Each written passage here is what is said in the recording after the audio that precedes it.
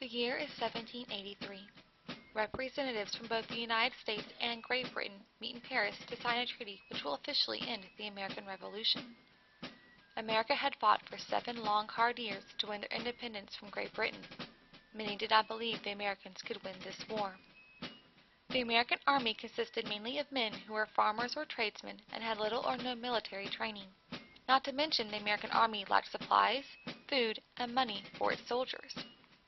Compare that with Great Britain, who had an army of 50,000 professional soldiers, endless amounts of supplies, and their army was considered to be the top military force in the world at that time. How were a ragtag group of American colonists supposed to overcome the military force that was Great Britain?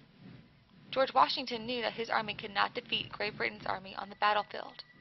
He had to come up with another plan to defeat the British, and he did. His plan was brilliant, devious, and clever. What was his plan? He was going to use ordinary men and women as spies to collect information about the British Army.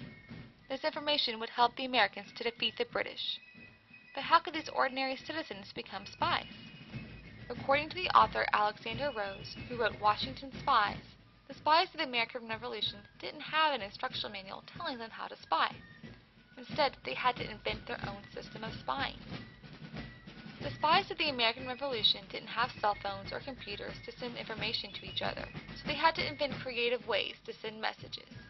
One method of communication that the spies used was writing letters in invisible ink. Messages written in invisible ink were easier to conceal than messages written in regular ink. They used various liquids for their ink, from simple things like lemon juice, where the message would be revealed after applying heat to the paper, to more complex liquids that need to have a special chemical applied to it in order to reveal the hidden message.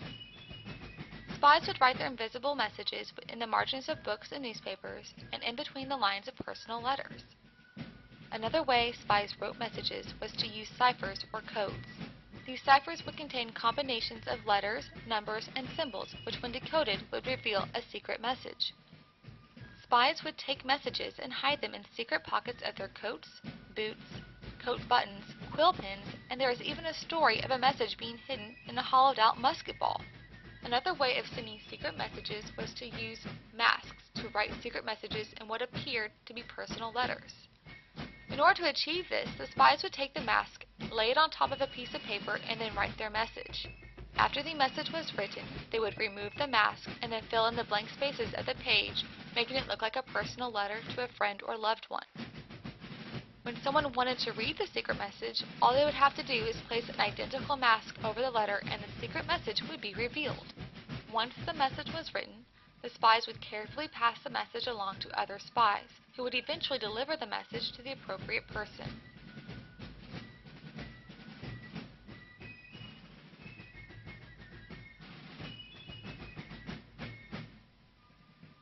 But what if a spy were caught with their secret message? Not only would the enemy intercept the message, but the spy would be found guilty of spying and put to death. One American spy who was put to death for spying was Nathan Hale.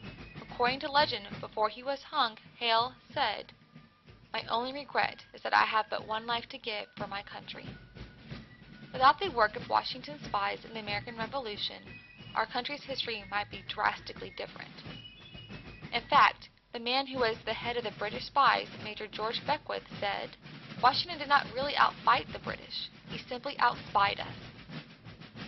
Because of the efforts of these countless and nameless spies, the independent United States of America would have just been a dream, not the reality that it is today.